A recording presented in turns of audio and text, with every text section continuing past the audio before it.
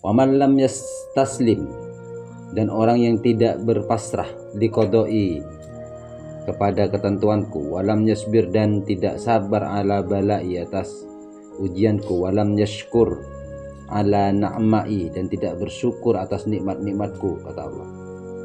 Falyakhruj min tahti samai wal yatlub robban siwai, maka keluarlah, kata Allah, keluarlah dari bawah langitku, maksudnya dari alam ini, wal yatlub robban siwai, dan carilah Tuhan selain aku. Jadi orang kalau kena musibah, jadi intinya sabar ya, pasrah dengan ketentuan Allah, dan sabar ketika ada ujian, dan bersyukur nikmat-nikmat Allah, itu kuncinya. Jadi orang kalau tidak bisa tiga ini, kata Allah, sudahlah, waliat korban siwai, cari Tuhan selain saya. Gimana kita dapat ini? Menarik kan Allah ini. Artinya ya ini apa ya, bijaksananya Allah. Jadi tidak memaksakan kan, tidak memaksakan. Ya sudah, kamu kalau sudah tidak pasrah sama saya, kata Allah, alam ini kan buatan saya, keluar saja dari alam, cari Tuhan selain saya, kata Allah. Diberi kebebasan. Jadi Allah ini memang punya konsep tinggal merdeka, demokrasi, betul ini. Tapi mau tinggal di mana ini? Ya, tinggal di mana? Alam ini sudah punya Allah. Wa qala Ali bin Abi Thalib karamallahu wajhah, berkata siapa Ali bin Abi Thalib, ya, tentunya juga pasti sesuai dengan keinginan Nabi Muhammad. As-sabru ala thalathati aujuhin, sabar ada 3 bentuk. Al-awwalu, adapun yang pertama, as-sabru ala taati, sabar di dalam menjalankan perintah-perintah Allah. Wasani, yang kedua, as-sabru anil maksiati, sabar dari maksiat. Wasali, yang ketiga, as-sabru anil musibah, sabar ketika kena ujian, kena musibah. Jadi kata Sayyidina Ali, sabar itu ada 3. Iya, itu bagus. Sabar ini, pertama, sabar menjalani perintah Allah, melaksanakan perintah Allah. Terus yang kedua, sabar di dalam bermaksiat. Bukan bermaksiat, untuk tidak melaksanakan maksiat, ya jelaskan. Terus yang ketiga, sabar di dalam ketika kena musibah. Lah kenapa di sini dibagi 3 oleh Sayyidina Ali? Pertama, sabar atas menjalankan perintah-perintah Allah, karena memang pada dasarnya perintah Allah itu memang sangat berat, perintah. Jadi butuh kesabaran luar biasa. Contoh, katakanlah seperti sholat saja. Seperti sholat, oke lah, kalau sholat 5 waktu secara aman, kita aman melaksanakan, ya kan, aman, katakanlah aman lah, normalnya aman kita, duhur, asar, maghrib, isya, subuh, aman. Tapi kan permasalahannya, walaupun kita aman melaksanakan sholat, hanya bisa menjaga sholat kita, tapi kayaknya kecil kemungkinan kita ini melaksanakan sholat itu dengan senang hati, dengan riang. Iya. Pasti seakan-akan itu masih ada sekecil apapun, beban, masih ada beban atau unsur paksaan. Makanya memang kata Sayyidina Ali, untuk menjalankan perintah Allah saja memang butuh kesabaran luar biasa. Ya karena secara kasat mata, secara ini tidak ada yang menyenangkan memang. Nah, coba dibanding dengan main game saja, lebih senang main game daripada sholat. Jadi seistiqomahnya orang menjaga sholat itu masih ada ini rasa beban lah, dan itu manusiawi, tidak bisa disalahkan juga. Hanya butuh kesabaran. Makanya Allah itu khusus sholat, ya, khusus sholat. Makanya kalau saya sekelas di zaman sekarang lah, seusia saya, kalau ada yang bilang sholat itu menyenangkan dan tidak berat, saya rasa ya nggak begitu juga kan, nggak seharusnya bicara seperti itu, karena memang pada kenyataannya yang mengatakan sholat itu berat ya justru Allah sendiri. Innaha lakabiratun kan, bilang al-khosyin, berat memang.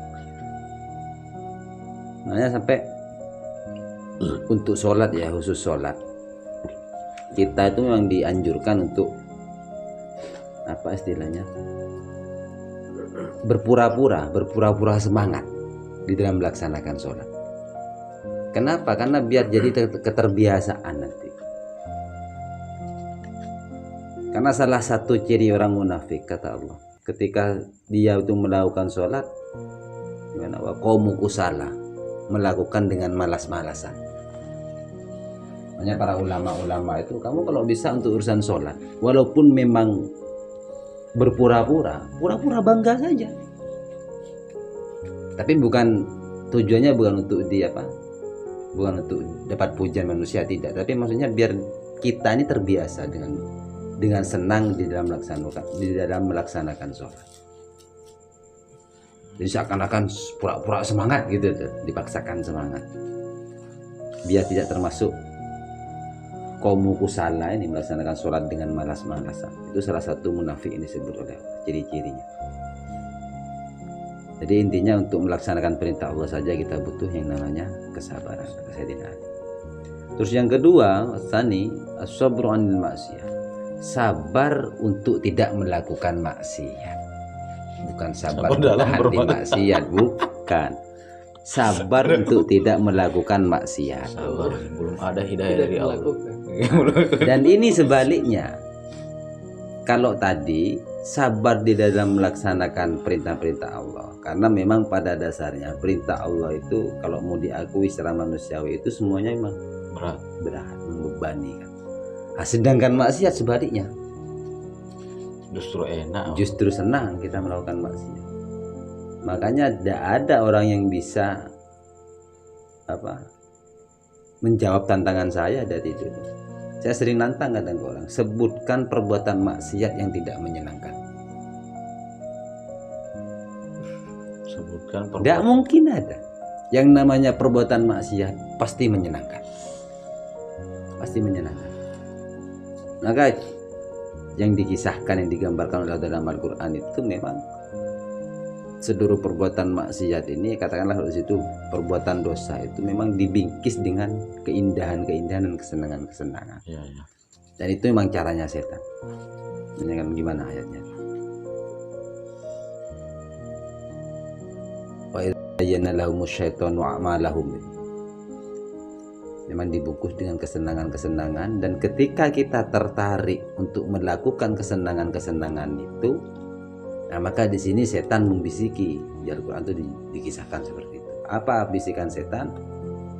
La ghaliba lakumul yawma minan nas inni jarul lakum. Kata Iblis, kamu tidak usah takut dengan manusia, saya yang menjamin nanti. Sudah, kerjakan saja maksiat itu, perbuatan itu. Gak usah khawatir takut ini takut itu. Inni jarul lakum, saya akan menjadi pembela kamu. Nah, tapi kenyataannya ketika ini ya liciknya setan di sini. Ketika manusia itu, kita ini benar-benar melakukan kemaksiatan itu, yang tentunya kita tanpa sadar kita dapat bisikan setan tadi itu untuk melakukan, karena setan yang menjamin. Tapi ternyata kelanjutan ayat itu, ketika kita benar-benar melakukan, nakaso'ala akibahi, setan ini pergi dari kita. Terus setan berkata, ini bari ummikum, saya tidak tanggung jawab. Lari sudah nih. Lari sudah. Licik kan berarti dia kan? Jadi PHP dia, pemberi harapan palsu dia.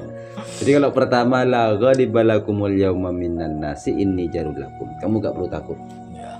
Sudah saya nanti yang akan membela kamu, yang jadi pelindung kamu. Tapi ketika kita benar-benar melakukan, nakaso'ala akibahi inni bari minkum, sudah saya gak tanggung jawab, sudah kata setan, gak tanggung jawab. Kenapa setan seperti itu? Karena inni aroma la tarawna inni akhafullaha, saya ini tahu apa yang tidak kalian tahu. Dan pernyataannya setan memang inni akhafullah, saya ini takut sama Allah. Nah, jadi kalau kita mau pelajari di sini ya, ini salah satu pembelajarannya. Kita ini tingkat ketakutan kepada Allah itu kalah sama setan sebenarnya. Cuma setan seperti itu memang sudah nakal dia memang. Tingkat ketakutannya kalah kita kalau masalah takut sama Allah ini. Kenapa? Karena secara logika kata setan tadi itu ini aroma la tarawna. Setan ini mengetahui apa yang tidak kita ketahui. Apa yang setan ketahui tentang surga dan neraka? Makanya setan benar-benar takut. Ini akhafullah. Nah, jadi intinya untuk yang ini tentang maksiat, garis besarnya itu kesimpulannya orang kalau melakukan maksiat dia sudah kena prank oleh setan. Di PHP-in setan berarti dia. Iya. Makanya memang harus, kata Sayyidina Ali, butuh kesabaran yang ekstra untuk tidak melakukan maksiat. Karena memang ia dibikis dengan kesenangan dan maksiat itu. Tidak ada maksiat yang tidak senang itu. Semuanya menyenangkan kalau maksiat itu. Maksiat sekecil apapun sampai yang sebesar apapun. Terus yang selanjutnya as-sabru 'alal musibah, dan sabar ketika mendapat musibah.